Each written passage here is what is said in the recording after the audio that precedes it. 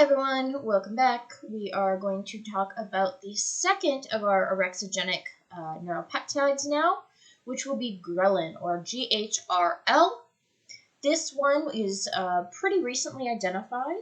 It was first identified in 1999. I was a whole 8 years old. So it is from a gene called GHRL, which expresses the pre-progrelin peptide and obestium, which we don't think has much to do with obesity, the obestin, but it was named after that because of the effects of ghrelin, which we will talk about. So, GHRL functions as a classic gastrointestinal hormone, and it is released from the GI to stimulate hunger. Okay, so again, it is kind of the opposite of leptin. It is similar to neuropeptide 1. Okay? It's released, but is inhibited by a mechanosensitive process when the stomach is stretched. Okay, so it's released when the stomach is like squeezing. When the stomach is not full, then GHRL is released, and then when the stomach is stretched, so when it's full, it is it's inhibited. It can't be released. So it's not really it's definitely more of a mechanical release. Okay, it's less to do about like hormones so much or neuro stuff telling us we're hungry. It's more about the state of the stomach. Is the stomach stretched or not? Okay.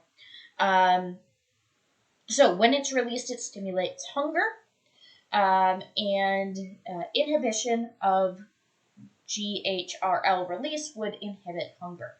So even if that stomach is not stretched, if you put an inhibitor in there of GHRL, you will not get the release and it will not stimulate hunger. Okay. So what are the receptors for ghrelin? Ghrelin acts at the growth hormone secretagogue type 1A receptor. Honestly, I never read out the whole thing. I just call it GHSR. Just call it GHSR. It's so much easier. So ghrelin was identified as an endogenous agonist for the GHSR, which is why the receptor isn't named for ghrelin. It's named for the growth hormone. So this receptor is expressed widely in the periphery. So we see it in the periphery, so like in the GI tract and such. We especially see it in the vagus nerve. And then we also see that it is expressed in the central nervous system on NPY secreting cells. So specifically in that arcuate nucleus of the hypothalamus. So it's then obviously suggested that when you activate this receptor, the GHSR, it leads to the secretion of NPY. So it seems like ghrelin signaling will then lead to release of NPY. So these two neuropeptides have a close relationship. Okay, so here's just fun things. Really just showing you where things can be. So here, we've got that hypothalamus. We've got the vagus nerve going on. We've got all that stuff. Honestly, you don't need to know too much about it. But here, right here, you can see that GHSR that is in that ARC. Okay. Yeah, so that's the arcuate nucleus right there. Then releases NPY, which can then go to these other areas, specifically in the PVN and LHA. Cool. Again, you don't really need to know this, okay? Just know that. So, orexigenic effects of ghrelin. What does it do? Well, we already know it stimulates hunger, which would be an orexigenic effect. So, systematic administration of ghrelin would increase food intake. So, if we inject someone with ghrelin, we give them ghrelin, it increases their food intake. What gastric bypass surgery does is it actually decreases ghrelin levels in obese patients. Okay? So, ghrelin can also interact with numerous aspects of mood. Okay? So, stress, diet, mood are all related and can all affect our food intake. So that's what this fun diagram is showing us. Okay, so here's our brain. Here we've got anxiety, depression. Here we've got food. Okay, our brain, if we eat food, it should decrease the ghrelin, which should make us stop eating, right? Well, these types of foods, okay, so foods high in fat, very, very indulgent foods, what they do is they actually increase dopamine in our brain because we like them so much and they're so great. And what that does is it should decrease stress, right? Well, if it doesn't, or even what stress can do is it can increase ghrelin. Stress itself can increase the amount of ghrelin, which then leads to us eating these foods that aren't necessarily good for us to then boost our mood. So it's a whole system, okay? And by increasing the dopamine, it should then inhibit that anxiety, depression. Well, by eating these foods, it's going to increase obesity, okay? But the problem is that obesity inhibits dopamine. So now, if you're obese, you're stressed, your ghrelin's going to go up, you're going to eat these foods, and instead of getting an increase in dopamine to decrease that anxiety and depression, the dopamine's being inhibited by your obesity. So you're no longer going to inhibit this anxiety, depression. It's still going to be there, and that's going to lead you to continue to have an increase in ghrelin, increase in these bad foods, and just this cycle, which of course will then increase the likelihood of maintaining obesity. So this ghrelin really increases the hedonic aspects of food intake. So this receptor, the GHSR receptor is expressed in the central nervous system, as we mentioned, specifically on areas that then will go on to express neuropeptide Y. Well, in addition to in the hypothalamus, then this receptor is also expressed in the ventral tegmental area. That's the big area, but also the substantia nigra, the raphe nuclei, and the hippocampus. And that means that ghrelin is going to go and act in those areas. So ghrelin has this pronounced effect on the mesolimbic cholinergic dopaminergic reward pathway. Okay, so we've mentioned this pathway before when we learned about dopamine in Unit 1. So if you need to go back and look at it, go for it. But this is where ghrelin is working as signaling the hedonic aspects of food reward, which leads to that comfort eating, which creates the whole cycle. Okay, so the natural role for ghrelin in signaling reinforces the aspects of food reward.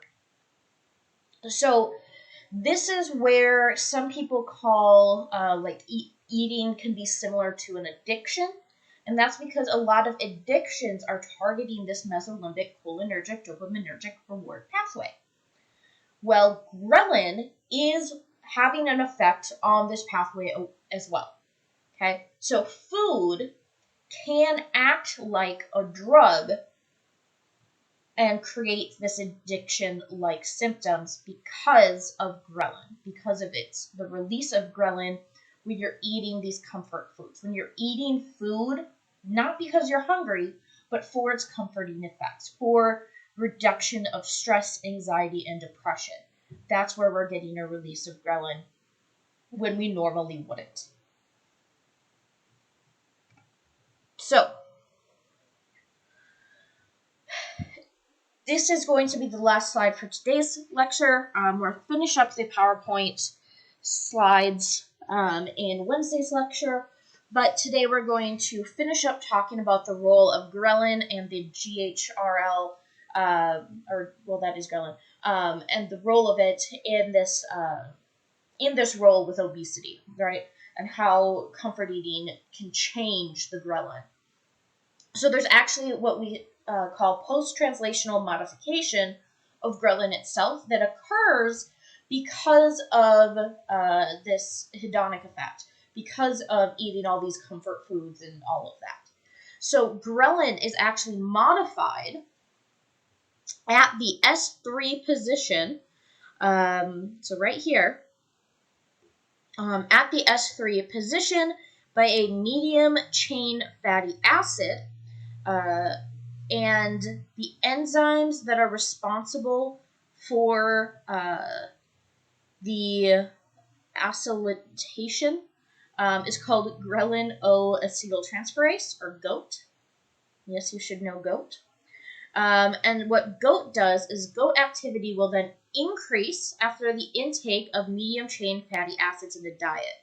So medium chain fatty acids you can find in your comfort foods. So in your McDonald's, in your Timmy's, chocolate bars, Five Guys, whatever.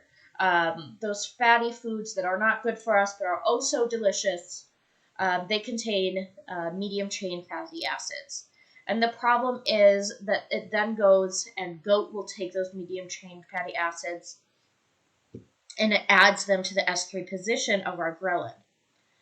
And what that does is it leads to an increase of the acylation of ghrelin, which increases the hunger stimuli. So even though we're not hungry, because of eating all these medium chain fatty acids, GOAT adds it to our ghrelin. Our ghrelin is now going to be kind of hypersensitive, and it's going to make us feel hungry easier. We don't need as much ghrelin to feel hungry. We don't need as much, our stomach doesn't have to be as empty as it did before in order for us to get that hunger feeling. Even just a little bit of ghrelin is going to make us feel even more hungry. And what that's going to do is it's going to then trigger via the vagus afferents, to our brain, and it's going to tell our brain, hey, that's nice, let's have more of it, okay? And this is where we then start that cycle. So let's go back here. So these eating things is actually producing or changes in ghrelin. So here, now you see that GOAT. So now you know what the GOAT is saying, okay? So ghrelin plus GOAT increases our eating of these hedonic behaviors, hedonic eating. But hedonic eating leads to changes in ghrelin, which leads to more, and it's just a back and forth, okay? So that's what's going on in ghrelin, and how ghrelin is then related to obesity and related to stress and mood, and how the things that you eat actually can change the makeup of ghrelin itself, okay? Which is something we don't see often. Usually we can't eat something or whatever to change this chemical makeup of a peptide or whatever. So this is pretty unique. And that is then signaling to the brain. And remember that what ghrelin does is it goes on and it binds to the receptors, which then lead to the release of neuropeptide Y, which is also correlated with obesity and increased eating. So it's this never-ending cycle. So that is it for today's lecture. We will finish up ghrelin and its other kind of uses and ways we see it, as well as talk about orexins, the last family of orexin-genic peptides.